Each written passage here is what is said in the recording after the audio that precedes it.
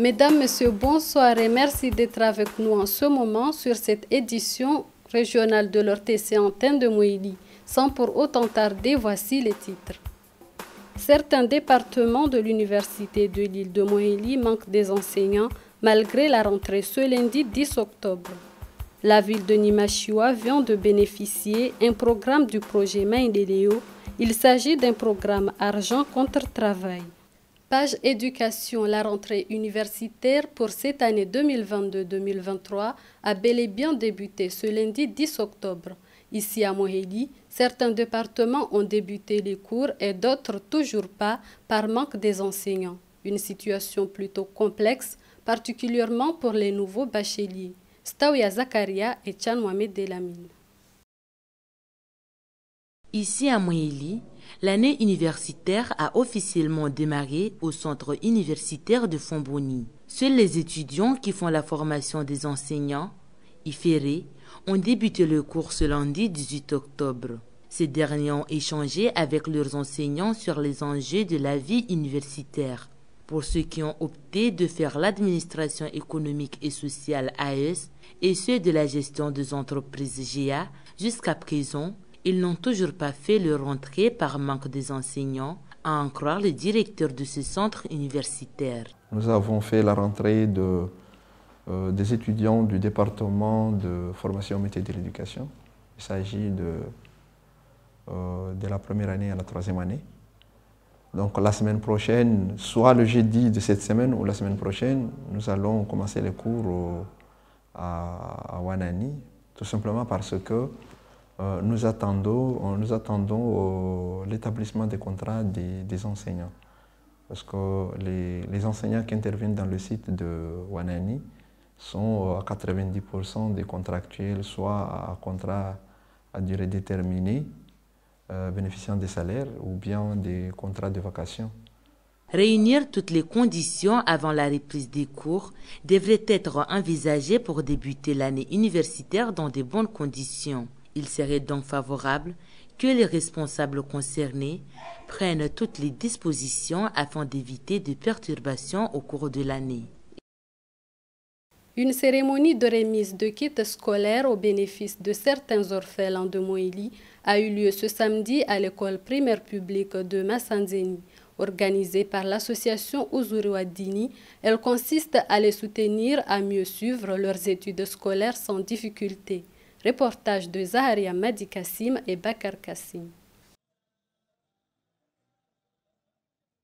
Certains orphelins de l'île de Moïli se sont vus remettre des kits scolaires octroyés par l'association Ouzuruadini, composés de cahiers, trousses, stylos, ardoises, cartables et autres. Cette cérémonie de remise de kits scolaires a pour but d'aider les plus démunis, dont les orphelins, en cette période de la rentrée scolaire.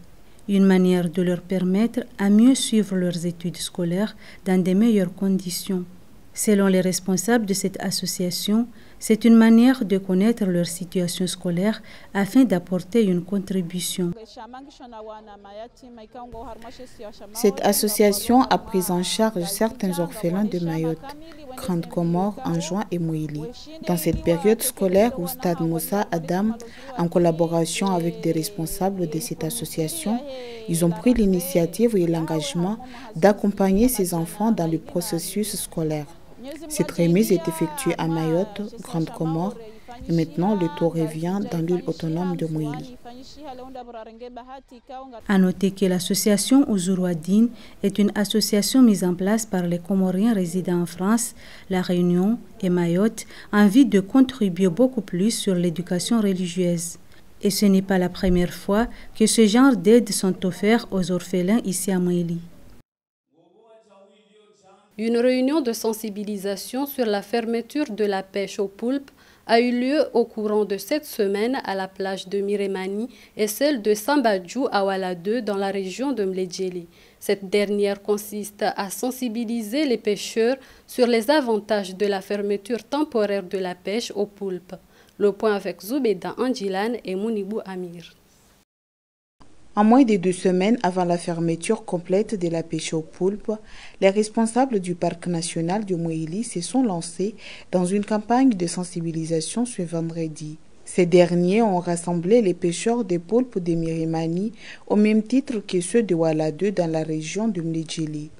Le but est de les sensibiliser une fois de plus sur les avantages du repos biologique des poulpes qui est devenu une source de revenus pour plus dans l'île autonome de Mouili. Pourquoi ce processus de repos biologique? C'est que pendant cette période de 3 mois, c'est la reproduction des poulpes. Donc les poulpes sont dans les trous, donc ils s'enferment très bien pour empêcher à ce que les gens ne les rattrapent pas. Donc pendant cette période-là, ils donnent les œufs et après 3 mois, ils vont sortir de ces trous. Donc c'est pendant cette période-là, après les 3 mois, le 1er février, que les gens vont pêcher. Il y a une cérémonie d'ouverture où les gens peuvent aller pêcher les poulpes.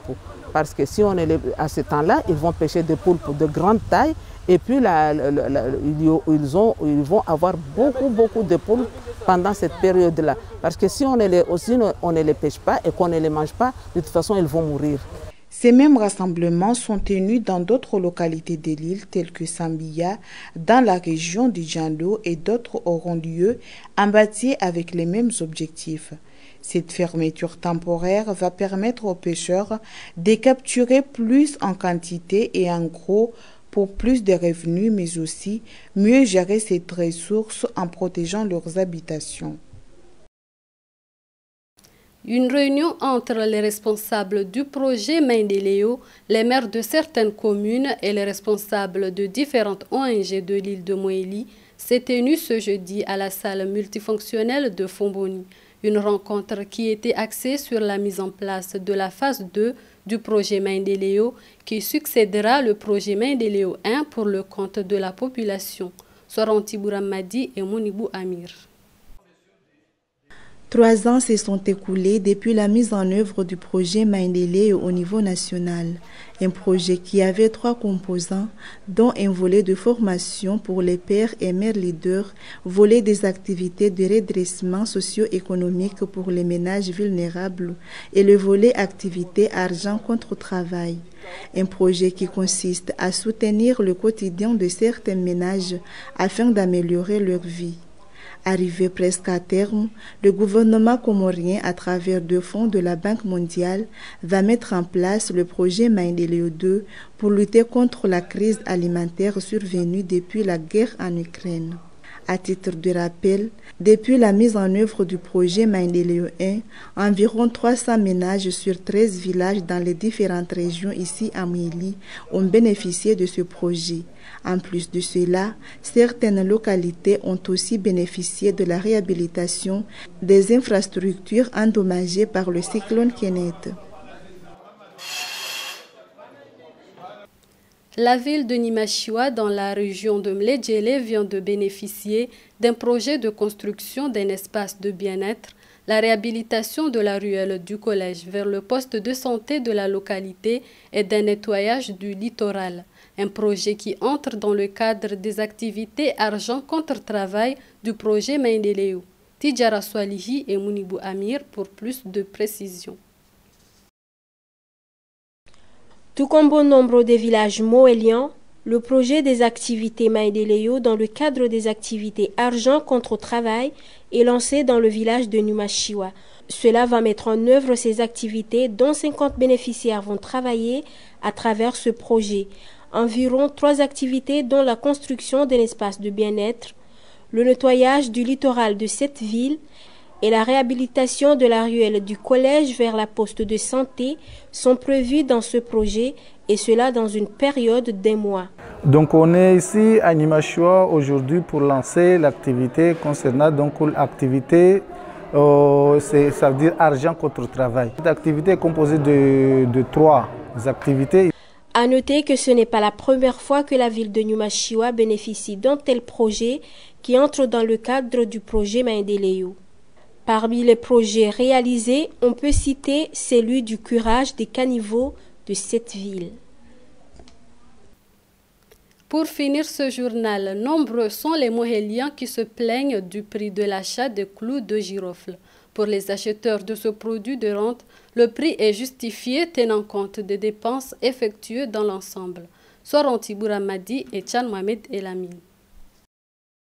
Alors qu'on s'approche de la fin de la récolte, le prix d'un kilo de clous de girofle varie entre 2000 à 2200 ici à Mouili. En cette période de récolte, la majorité des producteurs misent beaucoup sur le prix le plus élevé pour pouvoir faire des économies. Certains préfèrent même laisser leurs produits si le prix de ces derniers est jugé très bas. Cette année ici à Mouili, le prix d'achat de clous de girofle leur a fortement chuté selon les producteurs. Quant aux acheteurs de ce produit, le prix est largement justifié vu les dépenses effectuées. Le girofle est l'un parmi les produits de rente qui régénèrent des revenus pour bon nombre de familles.